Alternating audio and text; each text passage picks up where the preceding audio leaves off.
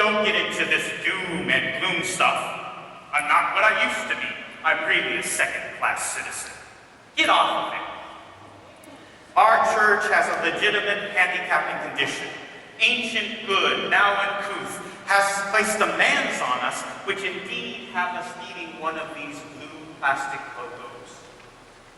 Thanks be to God that we are wounded for redemptive purposes.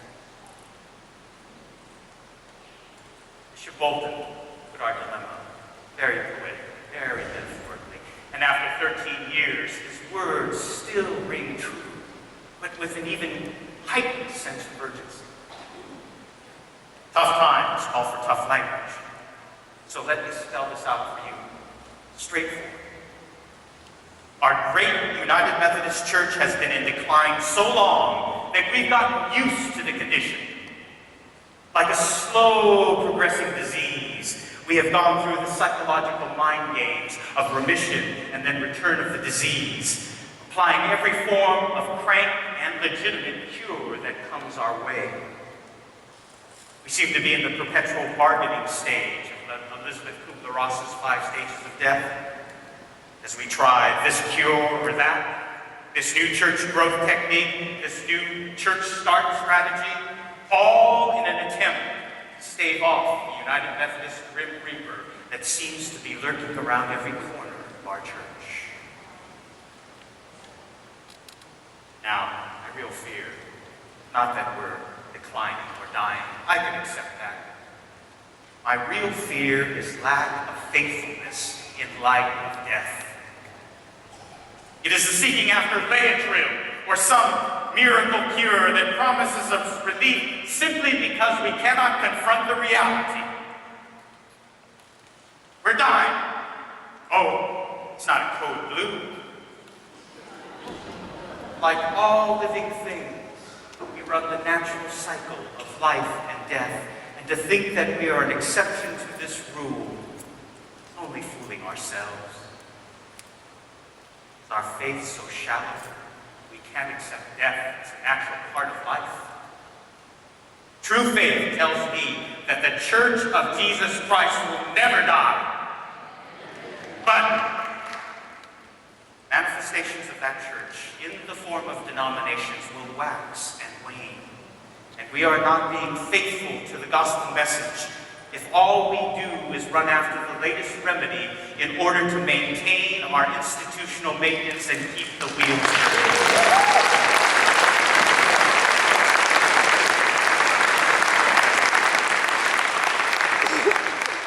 Now, we can't point our fingers at the general church and say, oh, it's all your fault, you guys over there. If there was a wind that our local churches must step up in accountability. And it comes down to the fact that we all have to face our spiritual shallowness and perhaps our physical laziness. It was the then mild shower of his generation, Robert Hutton, who over 30 years ago said in one of his books this very paraphrased formula that I'll give you. It seems to be that when nearly 3/4 of your congregation does not show up on any given Sunday, the church is in trouble. But when you only get a handful out for a community work project that will benefit the poor and the least, it is in real trouble.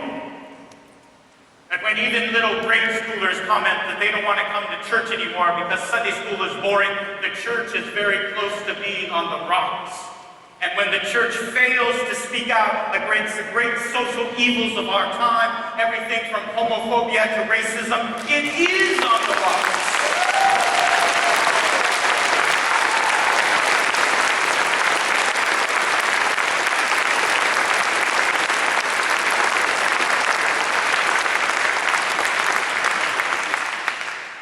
We must face our lack of faith and realize that we have too much at stake not to position ourselves to reach out to our communities and surrounding neighborhoods. To confine the gospel message to only ourselves is a travesty to Jesus' commandment to us.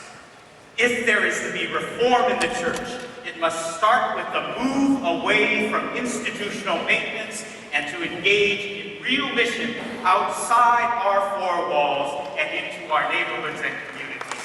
We send you out.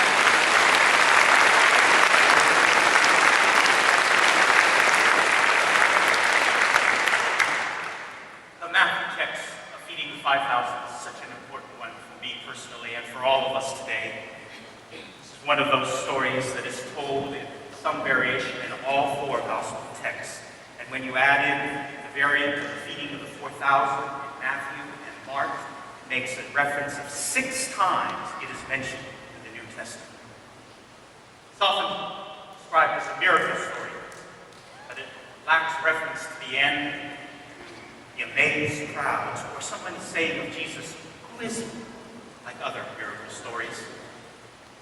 Fred Craddock believes that this is so because the church had become an inside church story, what I call a churchy story, because it had been recognized as institutionalized at the Lord's table. I agree with Craddock. Who doesn't agree with Craddock? But there's another aspect of this story that is important, and that is its earthly response to real human need. People are hungry physically because they're in a remote place. And Jesus' response is one of compassion over the disciples' response of practicality. Send them away to fend for themselves. Jesus' response to them, you give them something to eat.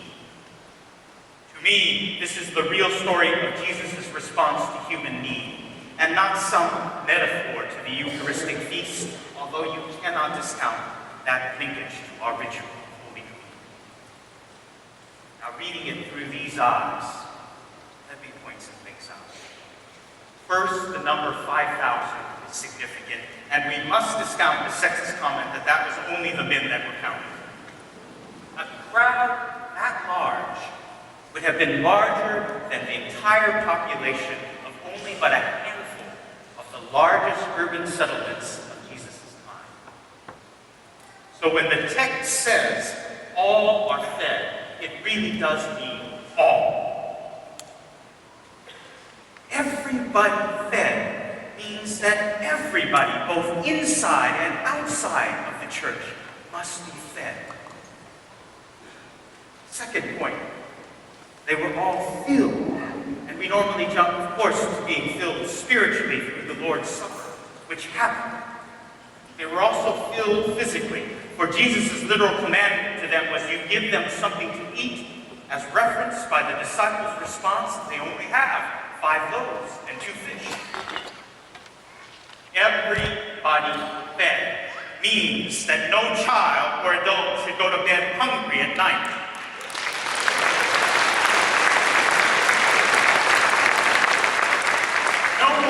Should be not exposed to the salvific power and release of Jesus Christ. No person be bereft of emotional help, and no person needing medical care be denied that medical care because they cannot afford it.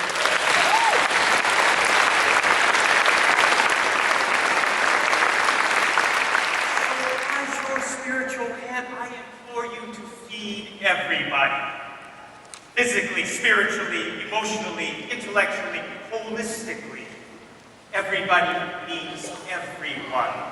Jesus' later reiteration of this in Matthew 25 says that we must start with the lost, the lonely, the least, and the poor. But everybody is the charge. The rain of God's abundance must not escape anyone in our midst. Everybody fed. So I say to you today, give them something to eat, and get to the business at hand of mirroring the kingdom of God by feeding the hungry, uplifting the downhearted, releasing the captives, healing the afflicted, and liberating the oppressed.